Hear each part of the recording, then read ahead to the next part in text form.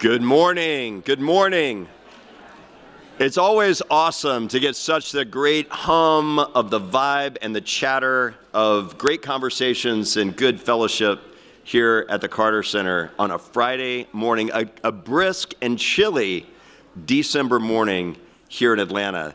Welcome to the December meeting of the Board of Councilors for the Carter Center. I'm Clark Dean, the chair of the board. Now, this is our last meeting for 2025, which is hard to believe. This year has gone by so fast. And it is sadly my last meeting as chair. So thank you guys for being here to send me off with such a wonderful crowd. It has been truly an honor and a privilege to serve with you guys for these past 2 years. And I look forward to continuing to support the incredible work of the Carter Center and the esteemed community of leaders that make this Board of Councilors so incredibly special. First, I'm thrilled to share that we have one of our founding members, Frank Barron Jr., here with us today. So Frank Barron, if you would, please stand up and be recognized. There we go. Thank you for helping start such a wonderful organization that has inspired so many of us through the years. Thank you, sir. I would also like to thank our online viewers and everyone here today in person at the Carter Center. Now, several members have brought guests that are sadly too many to introduce individually, but their names all appear in your packet, if you see one of the packets in the chairs. So please take a look at that. We've now asked all of our guests to please stand to be recognized.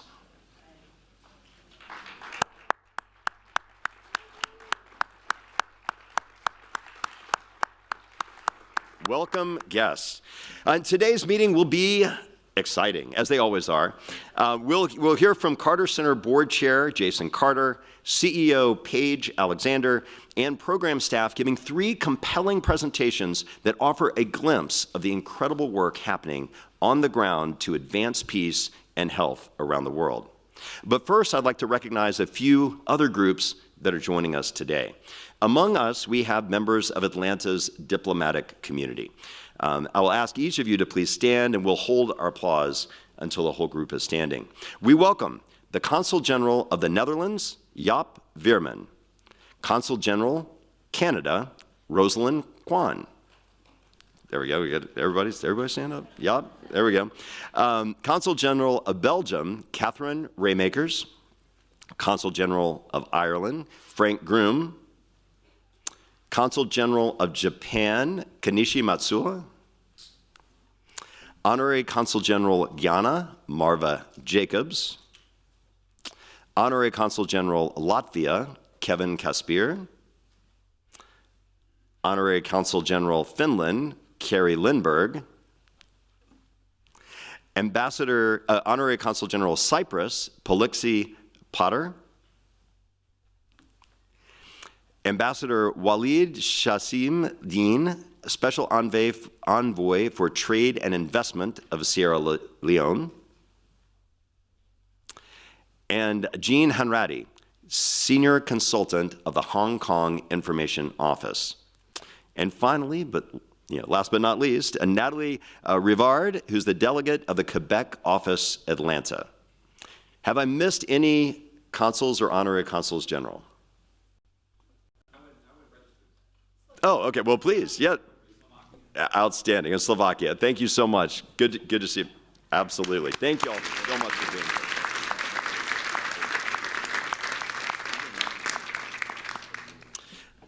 I would also like to welcome 2 groups among us that exemplify service and leadership at their best, and ask them to stand.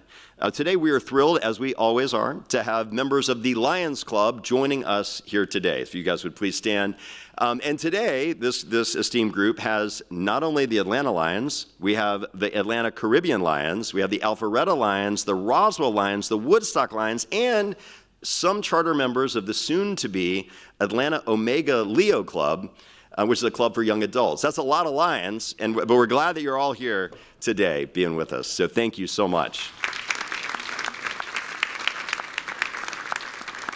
The Lions have been special partners of the Carter Center for many years and provide hope to countless communities across the globe. I'm also especially grateful to have a great group of folks from the Rotary Club of Atlanta here with us today as well. So the Rotary Club of Atlanta is a special group to me. I have been a member of that club since 2006 and was president back in 2017-18. So just so grateful for the Rotary Club of Atlanta and its motto of service among self that really brings people together and creates such lasting friendships that really exemplify the mission alignment between Rotary and the Carter Center. So I ask all the members of the Rotary Club of Atlanta, if you guys would please stand as well. Thank you guys so much for being here.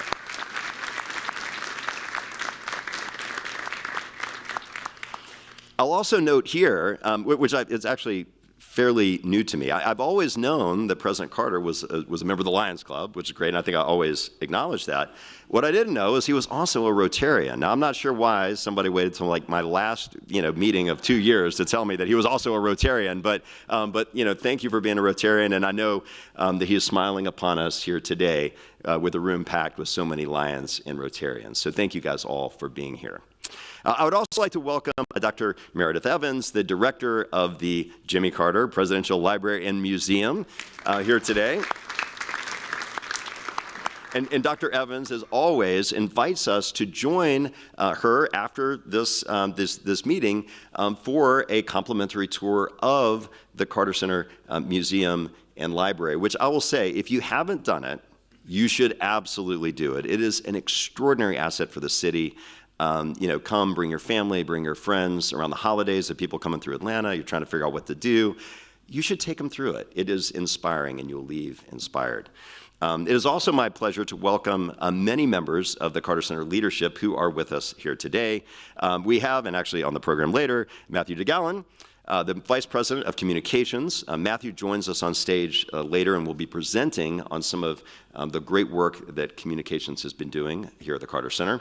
We also have Nicole Cruz, who's the Vice President of Development. Representing Barbara Smith, Vice President of Peace, we have Chris Hobbs, the Deputy Director of Peace, Strategy, and Operations. We also have Kenya Casey, Vice President of Overseas Operations. And of course, our Board of Trustees Chair, Jason Carter, who actually has an empty chair right now, so we'll just, pretend that he's there, as well as our CEO, Paige Alexander. So thank you all for being here. And after our meeting today, I welcome all of you for some additional coffee and small bites in the lobby area where we just were. Let's make the most of this time of fellowship in our community here at the Carter Center. So thank you guys for joining us. And today I have an exciting announcement. We are thrilled to welcome our new class of 2027 Board of Councilor members. Now, as you guys know, this is a special thing. And when the Board of Councilors started, the idea was to bring leaders from across this region, around the state, to come here, throughout the year, to engage with the leadership and the people of the Carter Center, to understand what the Carter Center is doing to wage peace, fight disease, and build hope around the world, then to go tell their communities. It is a thrill to welcome this new class of folks, and we look forward to serving alongside with you through the years to come. So these new members, I will ask you to please stand and then remain standing until everyone has been named, has been called. We have first Mark Balazer, Managing Director of BlackRock.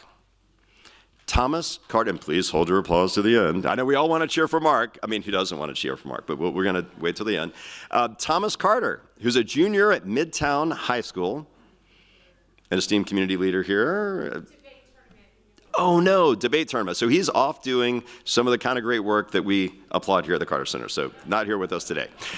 Kim Del Guercio, Principal, Deloitte. April Estes, Atlanta Managing Partner of PwC. Amy McGarry, co-owner of Screen Lloyd. I'm assuming her sister, Kristen McGarry, co-owner, Screen Lloyd. Carlos Pagoaga, who is the president of the Coca-Cola Foundation. Gibran Shura Mohammed, Vice President of Business Development and Corporate Counsel for Orange Barrel Media. Leah Shur Muhammad, attorney, King and Spalding. I'm assuming they go together. Ambassador Michelle Taylor, board member and strategic advisor for the National Council of Jewish Women. Rick Van Nostrand, Chief Investment Officer of Cornerstone Investment Capital, Investment Partners. Michael Warschauer, attorney, Warschauer Woodward Watkins. And is that it? Welcome to the class of 2027.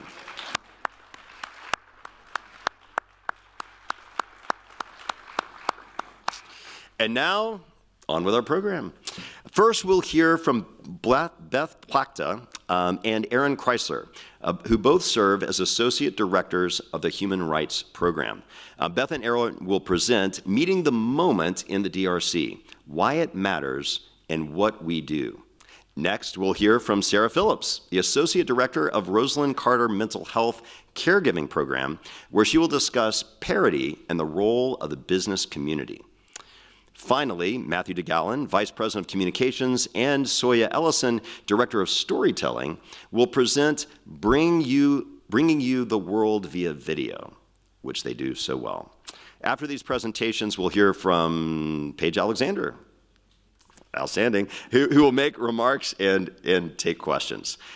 So now I'd like to introduce Beth and Aaron. So Elizabeth Plachta rather, works with both the Democracy and Human Rights Program, overseeing the Center's Citizen Observation and Human Rights House programs in the Democratic Republic of Congo. She has been with the Carter Center since 2010 and has also supported election observation missions in Libya, Sierra Leone, Liberia, and Sudan. She has gotten around. Now, prior to joining the Carter Center, Plachta was a consultant for the United Nations Office on Drugs and Crime, where her work included assisting with programming efforts on the prison reform in southern Sudan, supporting counter-piracy program in Kenya, and participating in prison and security sector assessment missions in southern Sudan and Ghana. While in law school, she focused primarily on international law practice on women's rights in Tanzania, rule of law in Liberia, and international criminal tribunals. Plachta earned a joint bachelor's degree in international affairs and Spanish from Georgia Tech, and a law degree from Washington and Lee University School of Law. Aaron Chrysler currently manages the Natural Resource Governance Program in the Democratic Republic of Congo. She joined the Carter Center as an intern in 2007. As an assistant program coordinator, she worked on the 2008 election observation mission in Ghana and a capacity building initiative for the African Union election observers. Prior to joining the center, she was a Peace Corps volunteer in Benin, focused on secondary education, gender equality, and AIDS awareness. Chrysler earned her bachelor's degree in English from the University of Georgia, go Dogs, and her master's in international affairs from Georgia Tech, go Jackets. She's got them like kind of both going. Over to you, Beth and Aaron.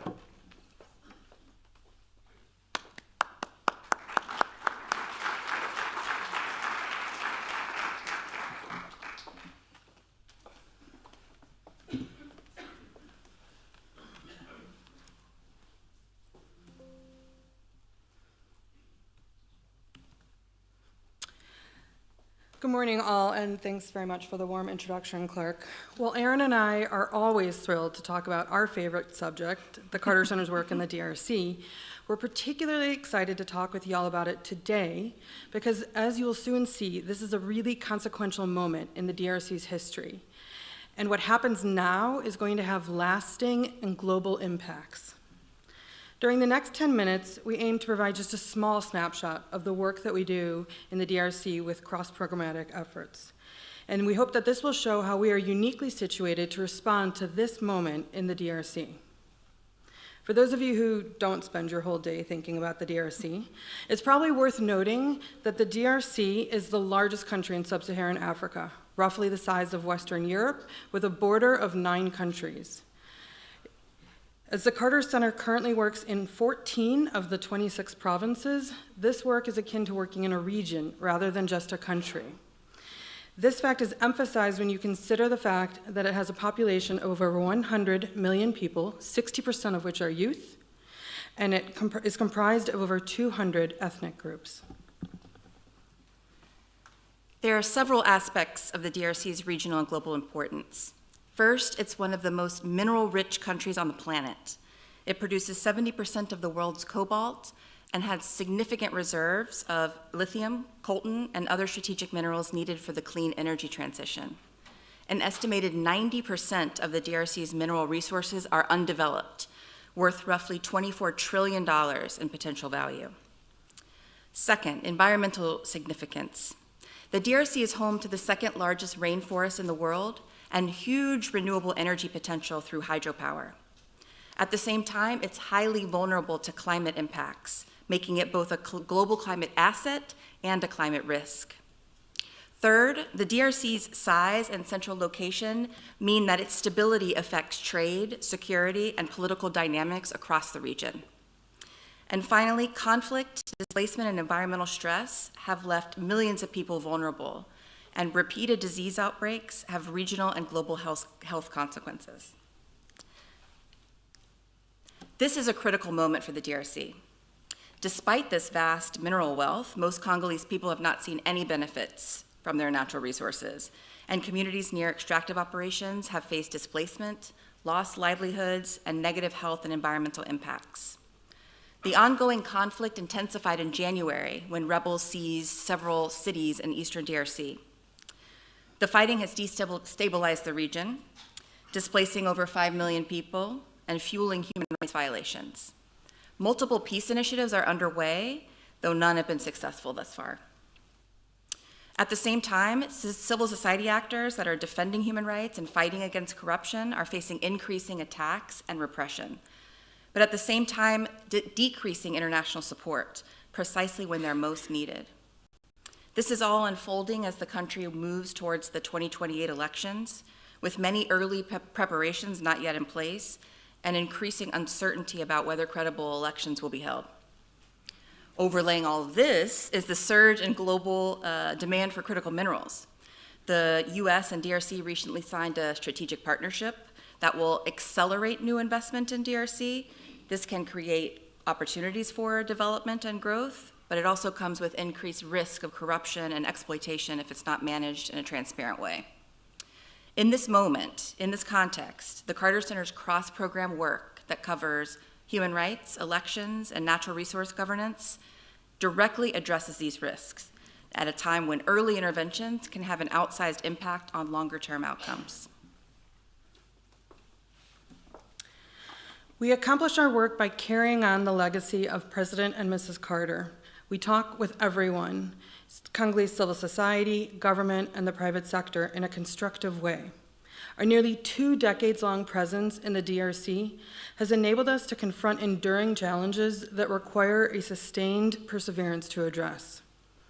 Our programming is grounded in belief that Congolese people are the best effective agents of change, and as such, our programs are collaboratively designed and tailored to respond to community needs and to facilitate local ownership of both the challenge and the solution. Given the sensitive nature of this work, we're mindful of the need not only to elevate Congolese voices, but to also protect those that are leading these efforts. Critically, we aim to ensure that there's representation from structurally excluded and underrepresented populations, as they are often disproportionately impacted by poverty, conflict, and environmental damage. The first pillar of our work is citizen observation.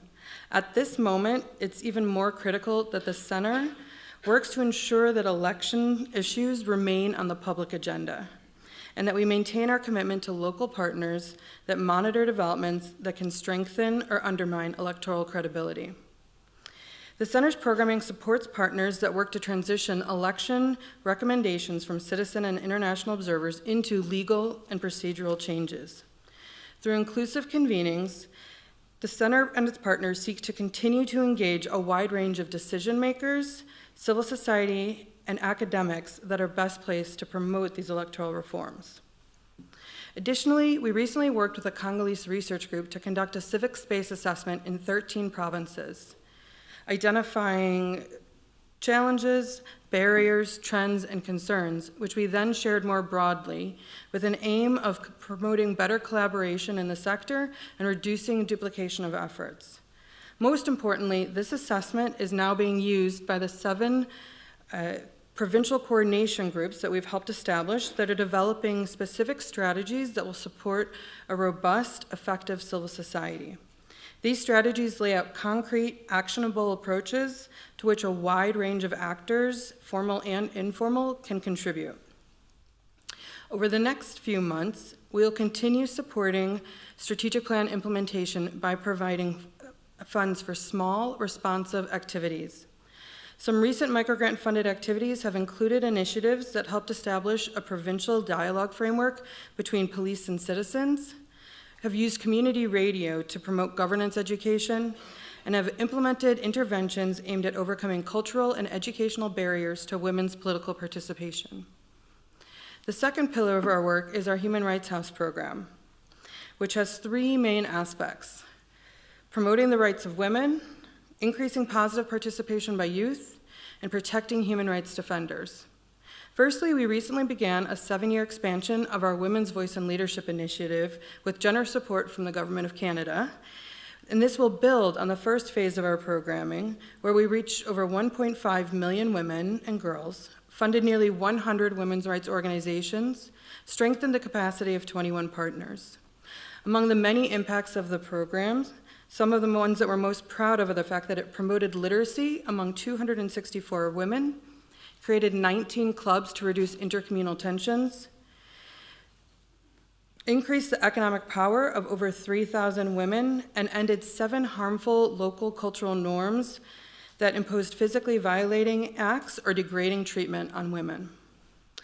Secondly, given the rapidly growing Congolese youth population, the Carter Center's programming seeks to leverage the passion and energy of youth to bring about positive change in their country, while also working to prevent the manipulation of youth for political gain, which often places them at the center of conflict. Recent activities have included training Kinshasa youth on topics like disinformation, nonviolence, leadership, and critical thinking, while also promoting creative messaging approaches such as the use of artwork to encourage peace and fight tribalism. The final aspect of the Human Rights House programming is to advance the protection of human rights defenders, which has included local, provincial, and national level approaches. At the local level, the center has established 6 human rights defender protection networks that work to investigate, intervene, or mitigate risks faced by human rights defenders at the front line. While at the provincial and national level, our efforts have included supporting advocacy for human rights defender protection laws. In the current context of the DRC, this role of the human rights defender is even more crucial, and they're likely to face increasing risks and repression. With recently secured funding, the center will be expanding our work to create and implement a human rights defender individual curriculum and an explicit focus among our human rights defender protection networks on environment, land, and indigenous rights issues.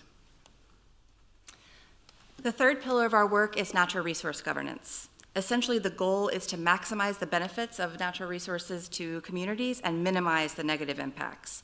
We do this through 4 mutually enforcing objectives. The first is access to information, which is foundational to accountability. Through our technical support to the Extractive Industries Transparency Initiative, or EITI, we help ensure accurate disclosure of all kinds of mining sector information, including beneficial ownership, who owns the mines, production, profit, taxes, spending, and local investment and impacts. We complement this work with our Congo Mines website, which recognized as a one-stop platform that brings together EITI data with other sources, including civil society analyses, government audits, and company disclosures. Second, we have revenue management. This is a complex set of activities, but one aspect of this work is the fight against corruption, opaque deal-making, and financial mismanagement. We are an anchor organization of the consortium called Congo is Not for Sale, and this is supported by the government of Belgium. The consortium has contributed to many concrete outcomes, including cancellation of irregular permit allocation, the renegotiation of a $7 billion minerals for infrastructure deal, and corruption prosecutions and sanctions. The third area is community investment. A core part of this work is supporting communities in negotiations with mining companies to execute local development agreements. By reducing information asymmetry and providing technical capacity building to communities, we can ensure that they secure fair, enforceable commitments from these companies. To date, this work has contributed to 71 agreements in multiple provinces, representing over $300 million of community investment. And finally, fourth, our work strengthening human rights protection. This focuses on preventing and addressing the harms that result from extraction. Through our human rights impact methodology, we identify risks, document impacts, and develop evidence-based recommendations to prevent harm and ensure remediation. Over time, this work has informed national laws, provincial regulations, company practices, including compensation for affected communities, and actions to address environmental damage. Taken together, these four areas form an integrated approach to resource governance. It links transparency with accountability, revenues with development, and extraction to the protection of people and the environment. To close, we wanted to share a brief video from Paige's trip to DRC this past November, which was put together by some of our wonderful comms colleagues. So thanks for all of your time and attention today, and we hope you enjoy it.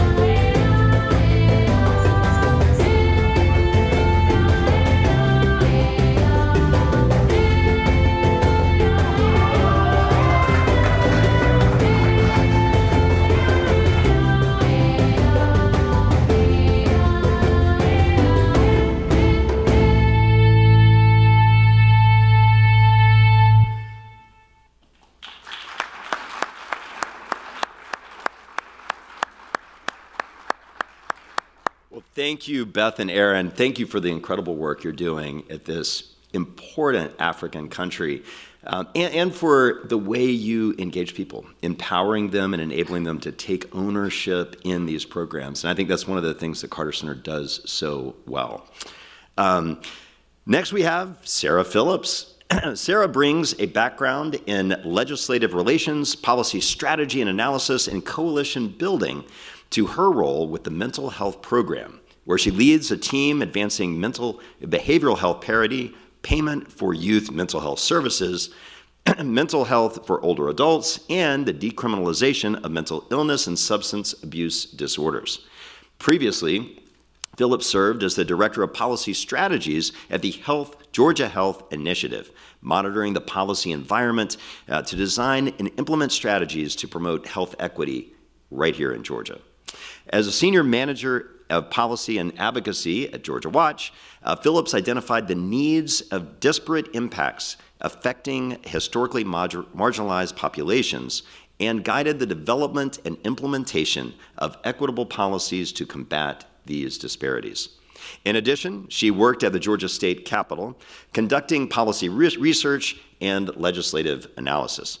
Phillips graduated with honors from Georgia State University, right here in Atlanta, with a bachelor's degree in political science and public policy and a master's degree in public administration with a concentration in policy analysis and program evaluation. Welcome to the stage.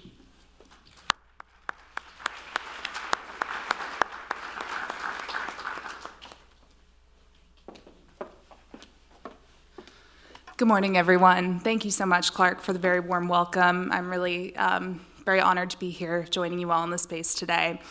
My name is Sarah Phillips. I am an Associate Director with the Rosalynn Carter Mental Health and Caregiver Program. I lead our domestic public policy efforts. Again, I'm honored to join you all today to talk about a new endeavor for our program, which is engaging employers in the business community and ensuring mental health parity for affordable and accessible care and supports. So a little bit about our program. You can see here some of our key public policy priorities and engagements. But at a high level, the Rosalynn Carter Mental Health and Caregiver Program works to transform fragmented mental health and caregiving systems through multiple pillars, including public policy, global mental health, journalism and media, caregiving, and mental health and peace building. We focus on everything from universal prevention and access to services across the lifespan through cross-sectoral coalition building, community engagement and public awareness, and advocacy for legislative and administrative policy reform. Mental health parity is one of our key impact areas to advance access to services. Our program was deeply engaged in the passage of Georgia's Mental Health Parity Act in 2022, House Bill 1013. This really followed in the legacy of Mrs. Carter, who was very engaged in the passage of the 2008 Mental Health and Parity Addiction Equity Act at the federal level. But we're also deeply committed to ensuring that those policies work in practice once they have been enacted. By focusing on implementation, we bridge the gap between legislation and lived experience, making sure that reforms translate into real measurable improvements for communities. So the work that we're going to be discussing today is one of the levers through which we're doing this. So this slide may look familiar to you if you attended a Board of Councilors this June, and where I discussed another aspect of our parity work, but bear with me here. And just as a refresher, parity ensures that behavioral health, which behavioral health is inclusive of both mental health and substance use disorders, are covered by health insurance at the same level as coverage for physical health, your medical, your surgical care. So that means if someone has insurance, they have coverage for their mental health care that is equal to their physical health care. Parity is absolutely critical in access to affordable care, keeping people from having to go out of network or pay extremely high copays.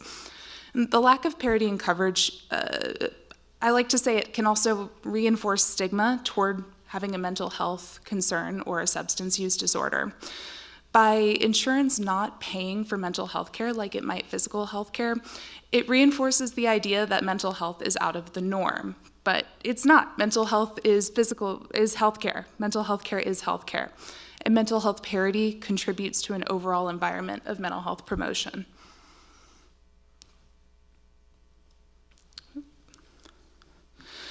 Almost all health insurance plans must comply with the requirements of federal parity laws. This includes the self-insured plans of many larger employers, known as ERISA plans. Additionally, state parity laws apply to fully insured employer health plans, as well as individual marketplace plans. Compliance with these laws at the state level is enforced by the insurance commissioner here in Georgia, but it's important to note that we're still very much in the infancy of implementing parity laws in the state, and in many cases, insurers are still not complying with these laws. This is evidenced by the fines we saw this past August by the Georgia Department of Insurance. The Georgia Mental Health Parity Act essentially requires insurers to submit data that shows whether or not they have complied with the law. And if there's suspicion that they haven't, this may trigger an investigation known as a market conduct exam. These market conduct exams uncovered widespread violations. We found that 22 of 23 insurance plans in Georgia who are subject to parity laws were violating those parity laws, denying families coverage for the mental health care they need. Again, that's 22 of 23. So Georgia is now a leader in parity enforcement. This is huge. The set of $20 million in fines that has been levied or is in the process of being levied is significant. It's the largest I've seen in parity enforcement, and it really does symbolize the state's commitment to mental health care. But think about $20 million split up among 22 insurers, many of which are multi-billion-dollar entities. For many insurers, it honestly is cheaper for them to pay these fines than it is for them to actually provide the coverage they're mandated to provide, leading to the need for that extra layer of accountability. This is where employers come in. Employers are some of the largest customers of these health insurance plans and have the potential for real influence by using their role as health insurance benefits purchasers to stand up for their employees and drive change. Employers can take an active role in holding insurers accountable by ensuring that their plans are complying with parity laws. So, building on our mission of bringing different sectors together to ensure equitable access to mental health care, we're launching a series of programs in 2026 designed to help employers champion parity and foster mental well-being among their colleagues and communities. This reflects our deep commitment to shaping workplace policy so that organizations prioritize psychological safety, resilience, and overall well-being. We officially kicked off this effort on Monday, hosting the book launch of former Kaiser Permanente CFO Adam Niemer, where he discussed the return on investment for employers that focus on employee mental health. David Moody, who also sits on our Board of Councilors, presented. It was a really fantastic event and presented a wonderful opportunity to learn more about the questions and opportunities around mental health that some employers have in mind. While our programming in 2026 will dig in deeper into how business leaders can affect change, we did give some information to get folks thinking about how they can begin implementing these practices within their organizations. So I'll share some of that with you now. The existence of parity is a true win-win for employers and employees. It's essential in access to care.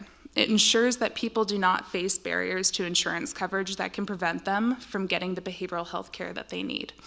In practice, parity violations might look like stricter prior authorization requirements, higher copays or out-of-pocket costs, harsher limitations on number of visits covered when compared to physical health care, and even arbitrarily being denied coverage altogether. And looking at it through the business lens, maintaining a healthier workforce, both physically and mentally, leads to lower total medical costs, increased productivity at work, lower absenteeism at work, fewer disruptions to operations, and fewer costs associated with hiring and onboarding temporary staff.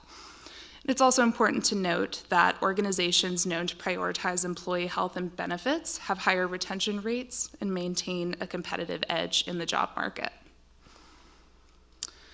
That notion is reaffirmed by a study conducted by the American Psychological Association, where 81% of workers reported that they will be looking for workplaces that support mental health in the future. And like we already mentioned, parity is key to productivity.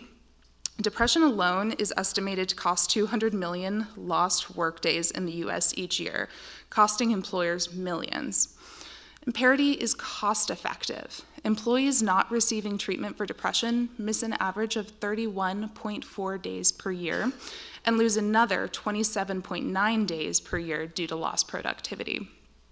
I would Highly recommend searching the Center for Workplace Mental Health's depression calculator, where you can calculate exactly how much untreated depression might be costing your organization. We tested this in an example of a business in the South with 100 employees. An employer will spend over $100,000 in a year for depression-related absenteeism alone. But there are things that business leaders can do. First, make parity and access to behavioral health care a top priority for your business or organization. Consider it one of the ways in which you make your organization a great place for people to thrive and succeed, along with other aspects of benefits and people business. Next, ensure your employer's health plans meet their needs and have transparent rules. Ask your employers, are they getting the care that they need? And if so, is it affordable and accessible to them? Do they understand what benefits they have available to them, or are they left dealing with often convoluted insurance claims processes when seeking needed care?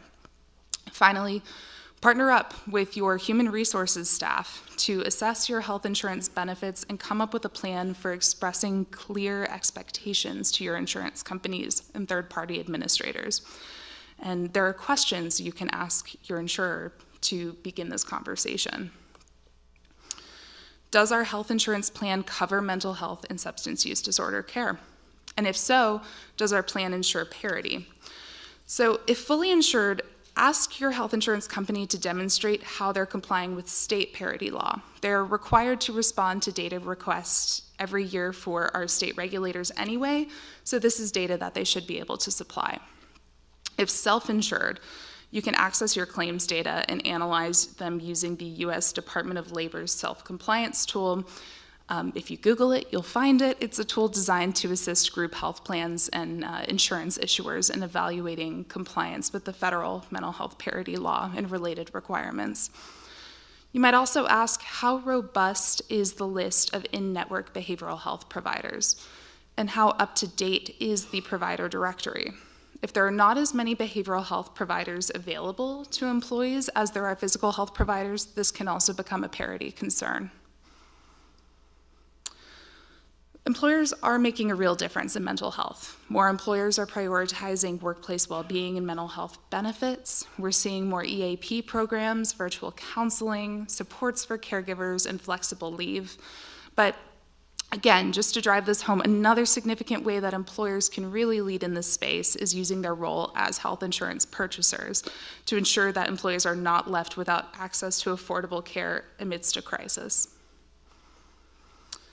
We are urging employers to continue innovating and advocating for the mental health of their organizations, spreading the word that behavioral health is critical to overall well-being and the treatment works and is ultimately cost-effective. Encourage your employees to seek help when they need it. If we continue talking about mental health as we do any other physical health condition, we'll normalize it and we encourage help-seeking behaviors. Even if an employer does not offer health insurance, they can still have a role in this by educating their employees on their rights to parity and mental health coverage under state parity laws if they're utilizing an individual or marketplace plan. And again, ask your employees how they feel and what their experiences are accessing behavioral health benefits. This is a really critical step as you tailor your approach to cultivate a mental health-friendly workplace culture. And finally, join us. We invite you to partner with the Carter Center in 2026 to learn more about advancing workplace policies that make parity both a priority and a reality. And please do invite your networks to join us as well.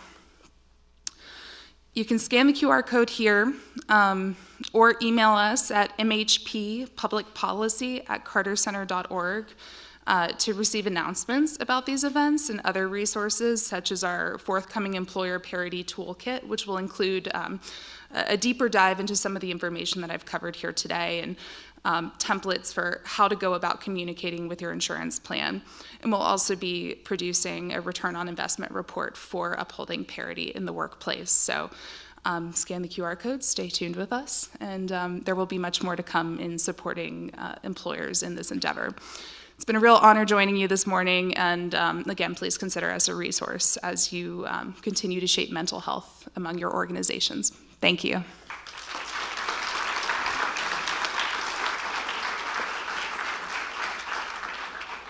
Thank you so much, Sarah. Rosalynn Carter was really one of the first people to shine a big light on mental health, and it's just I know she's smiling, seeing the great work that you're doing to continue that legacy in this important space. So thank you.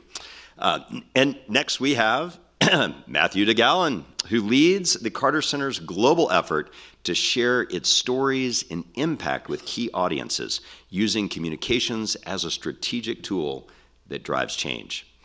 He joined the Carter Center in 2022 as the organization's first vice president of communications. Now, in his tenure, he has significantly expanded strategic communications efforts at the center, delivering a fourfold increase in social media engagement and media coverage that I'm sure you've all seen firsthand. He's directed complex communications responses to the passing of the First Lady Rosalynn Carter in 2023, and of course, former U.S. President Jimmy Carter in 2024. DeGallen has also increased the use of video as a storytelling tool and even earned an Emmy Award for Jimmy Carter 100, a celebration in song, a 90-minute television special that aired on Georgia Public Broadcasting and PBS, and which I hope you all saw if you weren't actually there in attendance. It is fabulous. But wait, there's more, right? Not only did he do that, he also helped complete and secure distribution deals for The President and the Dragon, a fabulously titled documentary about President Carter's work to eradicate guinea worm disease that is streaming right now on Amazon and other platforms, which seems appropriate.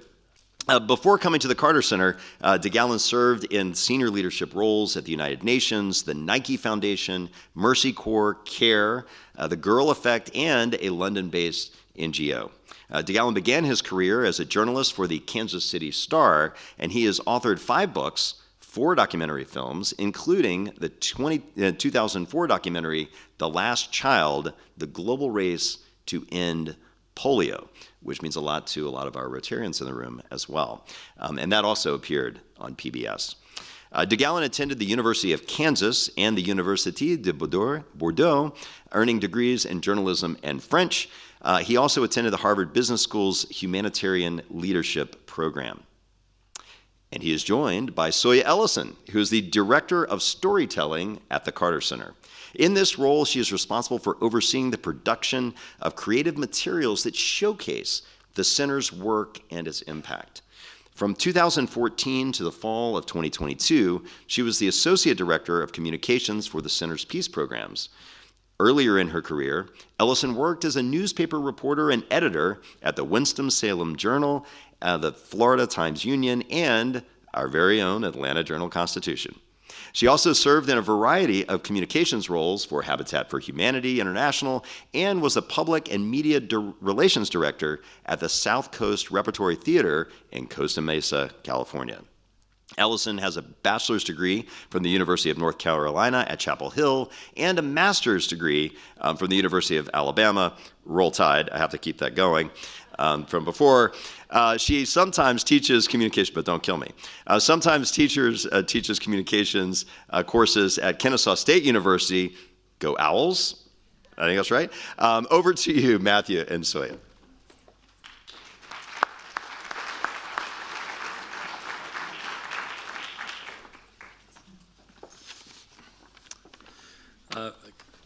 Good morning, everybody. Careful listeners might have noted that I went to Kansas, she went to North Carolina, basketball rivals. So I will just say, since you said Roll Tide, I will say Rock Chalk. Yeah. You got anything, Wesley? Okay. Good morning, as Clark, thank you for the kind introductions. Clark mentioned I'm Matthew DeGallen, Vice President of Communications. And I'm Soya Ellison, Director of Storytelling. And we're going to spend some time in the next few minutes telling you how we worked across many spectrums to try to bring you the world via video. And what that means is that you're about to see a lot of videos. So lucky you, this is kind of like those days in school where your teacher said you were going to watch a movie during class, except that these are really, really short movies that we're going to show you. And the Carter Center's work often happens in really remote places that many Americans will just never realistically have the chance to visit. South Sudan, Chad, and as we just saw, the Democratic Republic of the Congo. So video brings everyone closer to the mission, helps them see and understand it in a way that nothing else will. So we put a lot of effort into video storytelling and put it at the center of our communications work. In 2018, we produced about 10 videos a year. This year, we produced more than 60. Now, many of these are social media shorts, 20, 30-second pieces designed for short attention span scrollers like me, right?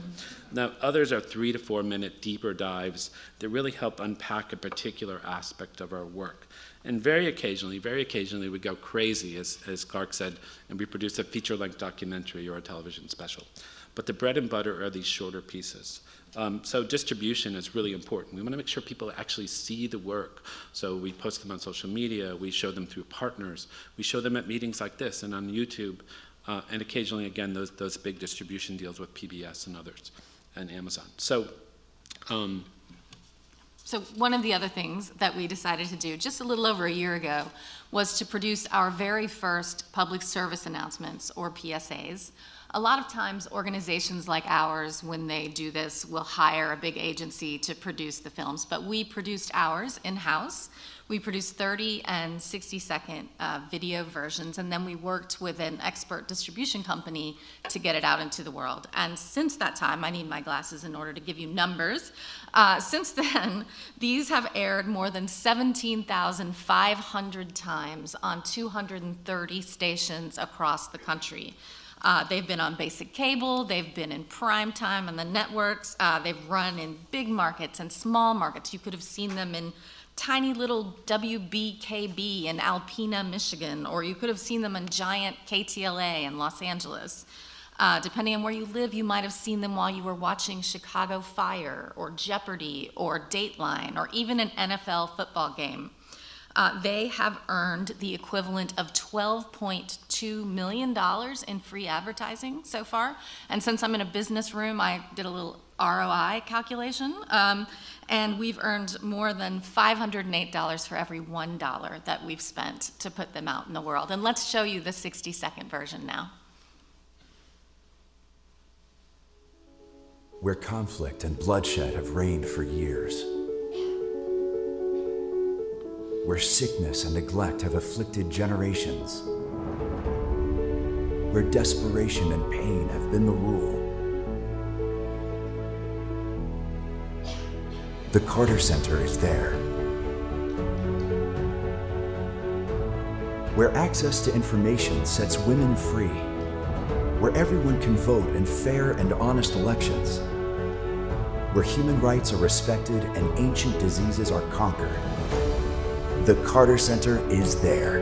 For over 4 decades, across more than 80 countries, we have been there, leading the way toward a better, healthier, more compassionate world, waging peace, fighting disease, building hope.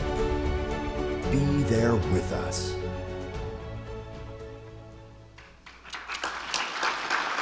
That's great.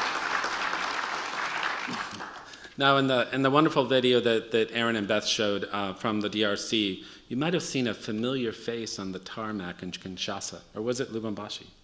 I think it was Kinshasa. Yeah, Kinshasa, yeah. And that, of course, was Soya. So, in fact, Soya is just back from a 3-week trip all across the continent to gather the stories that we're going to show you. And this is really the only way to do the work justice, to go and see it, to sit down with the people that we are reaching, that these wonderful programs of ours reach, and try to understand their lives, their stories, and what's important to them. It's incredibly hard work.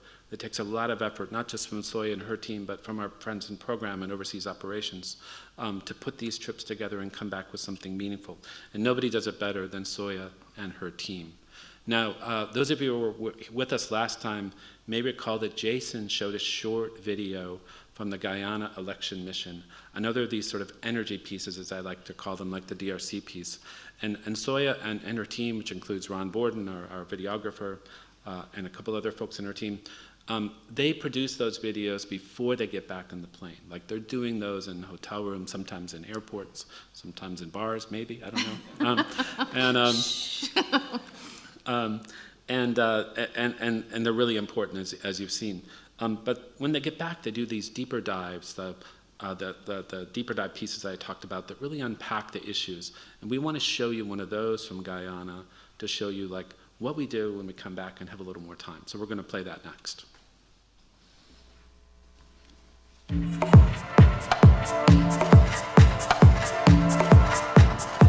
For those people who will say, I'm not going to vote, then don't have anything to say afterwards, because it's your constitutional right. Go out there and choose. In September 2025, the Guyanese people went to the polls, and the Carter Center was there to monitor the electoral process. This is one of the places that the Carter Center has observed more elections than any other. Every time we observe an election, it's a remarkable event because you see so many people taking the future of their country into their own hands. Elections in this South American country have been marked by tension and ethnic divisions. With the discovery of oil in 2015, Guyana's newfound wealth has raised the stakes and put it in the spotlight. The question is whether it will be a rich country full of poor people, or whether it will be a rich country that is based on a democracy that does not leave people out of the system. There has been a lot of transformation happening in this country as it relates to development, infrastructure work, and so on. I would like to see that continuing in the near future. To make sure every voice was heard, the center deployed nearly 50 international observers to more than 230 polling stations across Guyana. I think it's incredibly important so that we have eyes and ears on the ground to report back on what exactly is happening in polling stations during the opening, counting, closing, and tabulation period. The incumbent party won, and a new opposition party emerged in second place, a change that may alter the landscape moving forward. The election was the smoothest in Guyana that the Carter Center has ever seen. Guyana should be very proud of its election and of its democracy. And as we all know, this democracy in Guyana is hard won and therefore more valuable. We want it to be something where indeed all Guyanese feel proud to be Guyanese. I am patriotic, to the bone. Something about our sunrise and our sunset that's in my bones. So I really want to see Guyana rise.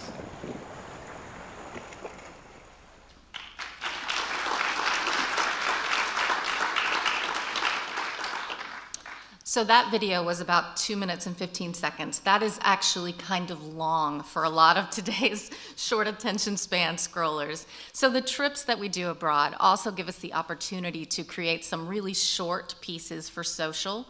And we've packaged 2 of those together for you today. You'll notice that these move pretty fast, and that's intentional. In fact, sometimes we have them loop because what we're hoping, is that people will actually watch them more than once. You will also notice that they're vertical because that's what people expect to see on their phones these days. So we'll show you those 2 videos now.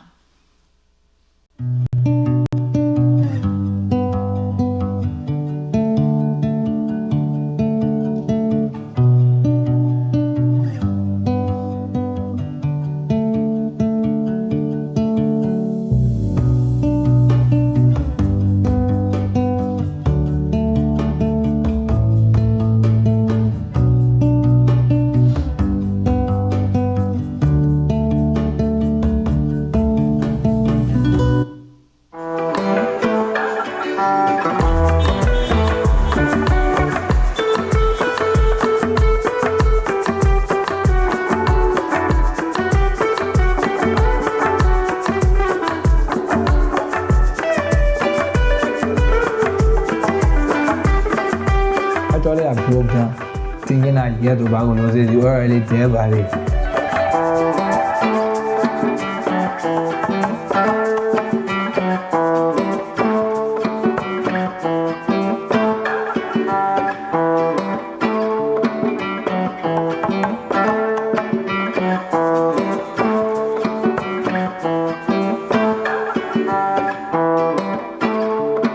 Right now, took me like a patient, but like a own son.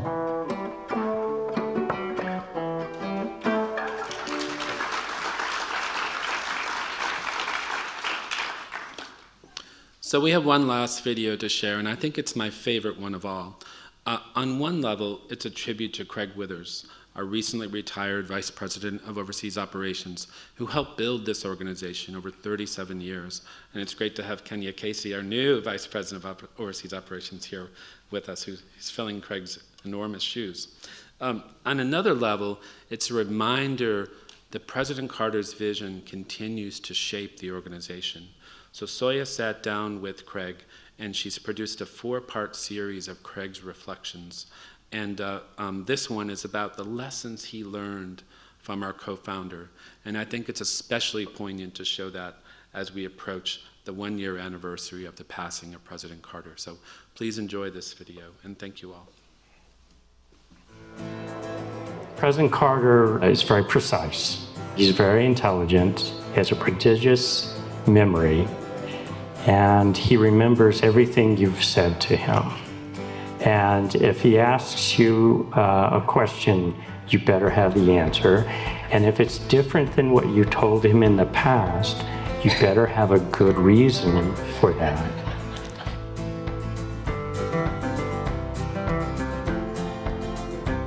So back to this donors conference in July in Nigeria, this was the first trip I advanced for President Carter. So we visited the village, and this is July. It's the middle of the rainy season. We got caught in a huge thunderstorm, and it came down, and there was no place to hide, and we had to see the cases. And so President Carter just went out, and we just got drenched.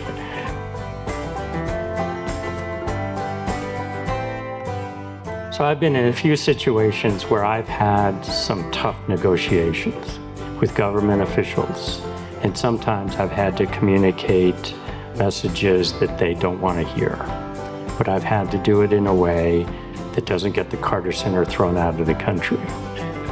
So I would follow, I think, what President Carter would do. First of all, he treats everyone with dignity. He listens to everybody, and then he responds, but he's direct. And that's the way I would conduct my negotiations. I was always respectful, and we usually found some sort of compromise to solve whatever the issue was. Coming up, a dangerous mission.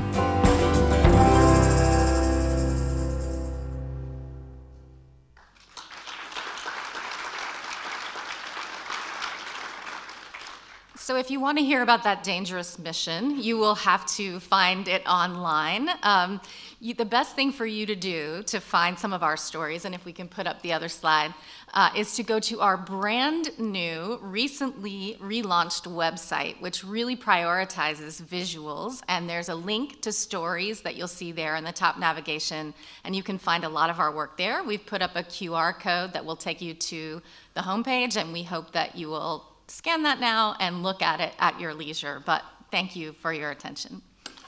Thank you all, and have a wonderful holiday. We enjoyed presenting to you today. Thank you so much. Yes.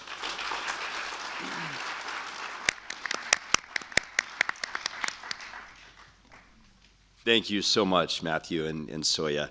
Stories are so powerful. And I encourage you all to think about, every day we are a part of a story.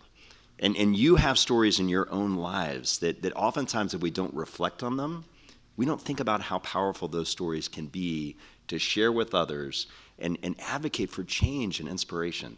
And I just think it's beautiful how you guys have done such a wonderful job compiling the extraordinary number of stories that come out of the Carter Center and making them approachable and real to so many people. So thank you so much for doing that. And now, for some remarks and questions, I'm pleased to introduce our fearless CEO, Paige Alexander. Now, Paige serves as the Chief Executive Officer of the Carter Center, and I'm gonna fully introduce her because she's awesome. No. We're running late. We all know what she is. So here she is, Paige Alexander, and thank you for your leadership. Not only does the introduction make me feel and sound old for the number of years I've been in this field, but I also realize we're running late. Jason apologizes for not being here. As people know, his family is going through some health issues and he is trying to take care of something today. So he's sorry he's not here, so we have shaved a little time off of this. But first, I want to thank the Lions. I know he hopes to be with you next week for your centennial anniversary. This is our partnership with Lions is so incredibly important. And thank the Rotarians, my fellow Rotarians who are here today, and Jim Reed and Clark for inviting you all to come. As you have seen, I had the benefit of traveling with Beth and Aaron throughout DRC. They have been passionate about this program for so long, and to finally get on the ground, and as they noted, DRC it's a region, it's not simply a country. I have never been in a place that large with that diverse population, with conflict in the east, minerals in the south, and when I was going to the mineral mines, I remember telling my mother I was going to the mines, and she's like, if there's a gift shop, and I was like, not that kind of mine.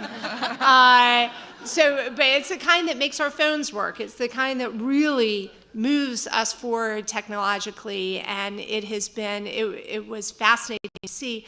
But also with that, the communities that are suffering and are not getting the benefits of that, much like Jason talked about in Guyana, you have a rich country with poor people, and in DRC, you've got these rich natural resources that are not being felt by the population. So the programs we're running, the interconnectivity of those human rights programs, the democracy programs, those are so important. I think Beth and Aaron for all the work that they did and for showing me why you're so passionate about this. What Sarah Phillips has been doing and our mental health work, when Mrs. Carter started working on mental health and Georgia had a D rating, she said, can't we get to a B? That was like her goal. And the fact that Georgia managed to institute these fines for the insurance companies, 22 out of 23 insurance companies that are not taking care of Georgians and our mental health, was the difference between the work that we do, the work that she was so passionate about, and actual policy. And so those linkages are important. And it was the only domestic program we did until 2020, when we realized we needed to do some of our democracy work here. And all of the communication tools that we have used, Matthew is the first vice president of communications because we had a director who said she was the spokesperson for Jimmy Carter. But the Carter Center is so much more than our founders, and as we have grown and our expertise, it comes out, and the easiest way to show it is through pictures. And so I thank Soya and Matthew for all of the work that they do on that. I also just recently got back from Ethiopia, where we're in DRC, the interconnections of our peace programs. We don't do the health work there, other organizations do. And in Ethiopia, we only do the health work there. We have done an election or two, but sometimes governments aren't quite as welcoming of our election work or our peace work, and we put our health work at risk. And so sometimes we just do one thing in one country, and Ethiopia was a perfect example of that. And for me, I was able to travel with three of our very important donors from the Mohammed bin Zayed Foundation for Humanity out of the United Arab Emirates, the Gates Foundation, and the Children Investment Fund out of the UK. And the three of those major funders traveling together and delivering very clear messages to the government of Ethiopia, which was about domestic resource mobilization. The intent there was to say, we are here to support you, but if you don't take care of your own people, if you don't build work on neglected tropical diseases into your own budget, we're not going to be here anymore. It is very difficult right now, as we have talked about in the changing landscape that we have seen for international development, or some might say the implosion of the landscape for international development, to get funders to align and to deliver these messages. And so to have been included on that trip, it was very fortunate for the Carter Center to be part of delivering that message to a government we've worked with for over 3 decades and saying, we've been telling you this, but now these funders are telling you, and we won't be here if we can't have their support. So the Ethiopia trip was perfect, and then Jason followed it up just last week. Jason and Kate were in United Arab Emirates working with the Mohammed bin Zayed Foundation for Humanity. MBZ had been the Crown Prince, and Jason and I have been there with both Thomas Carter and Henry, his two sons, as the continuation of the Carter's relationship, because President and Mrs. Carter were friendly with the first president of UAE. And so Jason being there for the generational change, which is very important, that the Crown Prince at the time has now ascended to be the king. And so our relationship with UAE is very important, and it's both generational, familial, and it's because of the work we do and the work that the UAE does. So we have a full complement of programs. What you all see and hear during these Board of Councilors meetings is very meaningful to us. So thank you for coming. I'm going to take one question because we are running so late, and I want to make sure that that we do a bit of a handover between Clark and Jim. But if there's an immediate question, I know Kashi always has one and Dot has one, but I will also be around so we can talk after. But if there's something that's burning that you want to ask now versus getting to the office, okay, catch me later, I'll be here. So with that, I want to thank Clark. We are very fortunate, and I see Laura Turner-Seidel here. I know Sham couldn't make it, but we have previous Board of Councilor chairs. When I came in 2020, it was COVID, and so Sham Reddy was generous enough to stay for a 2-year term. But we usually have always done 1-year terms because we like the rotation of having other business leaders come in and be chair of the Board of Councilors. Clark has been such a fixture in Atlanta and will continue to be a fixture, sits on a number of boards, and that you have given us this time and effort. I am so incredibly appreciative. So with that, I know I have a little gift for you. So hang on, but they put the squares here. So with that, I just wanted to thank Clark for your work, everything that you do to help within the Carter Center, but within Atlanta as well. Sorry, within Atlanta as well, and within Georgia. And I know that your family is here, and for that, I'm very appreciative that you all show support, because we all know how important it is for our families. So with this, thank you.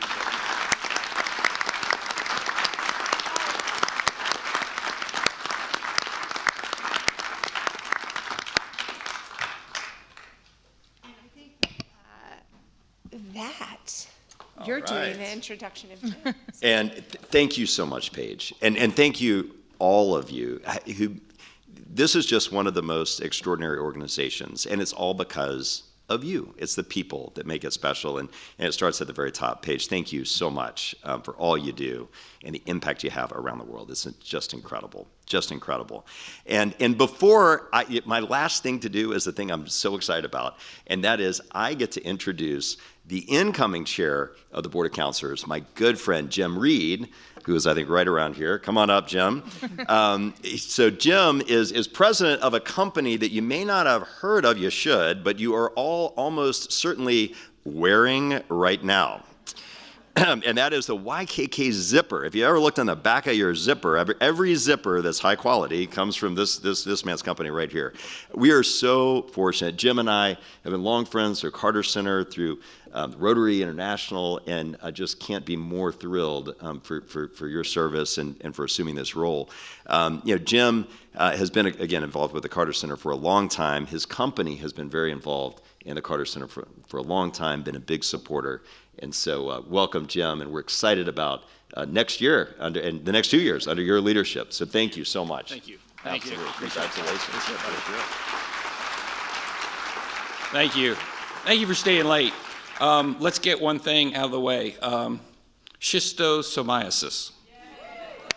Everything's downhill from there. I got that out publicly. That's straight. I know we're running late, but I had to share with you on the way over here. My son's like, "So you're taking over from the other guy?" And I'm like, "Yeah, I'm taking over from the other guy." He's like, "Yeah, he's really good." And I was like, "Yeah, he's pretty good." He's kind of the GOAT.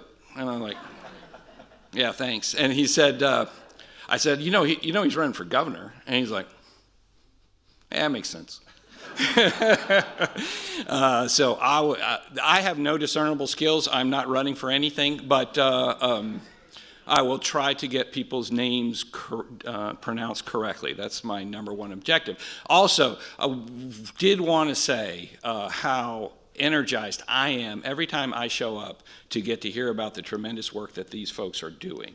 And the fact that this is not in Zurich, this is not in New York City, this is right here. And that we have the privilege of being presented there. They already know what they're doing. They get to share that with us. And we get to come once a quarter to hear about them doing kind of the real nuts and bolts work of making the world better. I mean, they're picking DRC. I mean, they're picking the most endemic and intractable problems on the planet. And through their hard work, they're solving that. And we get to come and sit here and cheer that on. So as members of the Board of Councilors, you know, we have very little work to do. But I think it's three things that we're going to keep focusing on. Number one, show up. Be there. Number two, bring a guest. Breakfast is free. They made it 30 minutes later. It's the greatest message in the city of Atlanta. Bring a guest, bring students, bring friends, bring customers, bring colleagues. Number three, try to remember some of the smart thing they're saying and then repeat it at the cocktail party. It will make you look like the smartest person in the room. So with that, do I close this? Do I adjourn us? Is there something I'm supposed to do other than say, oh, he's supposed to close this. Oh, you close. Okay, I'm sorry. Okay, thanks. That's perfect. Well, Jim. Thank you so much. So, Jim, you are an extraordinary leader in the company and the community and here at the Carter Center, so we're excited about that. You've also basically wrapped the whole thing up. We are looking forward to a great year in 2026, and you will receive an email that actually shares all of the upcoming dates and other things we have up here. So snap a quick shot of that. Friday, April 17th, June 12th, September 18th, and December 11th. We look forward to seeing you then. I always remind everybody the three things, but I think he's pretty much covered that. You know, the Carter Center only has three things: that you come, that you share this among your networks, and that you get involved. This stuff is not free. It actually requires not only leadership capital, but also financial capital to make it happen. Consider how you can get involved and help make sure that this organization continues to thrive. Thank you guys all for being here. We look forward to sharing some more time and fellowship and coffee with you outside. And thank you again so much for all that you guys do to help wage peace, fight disease, and build hope. Thank you so much.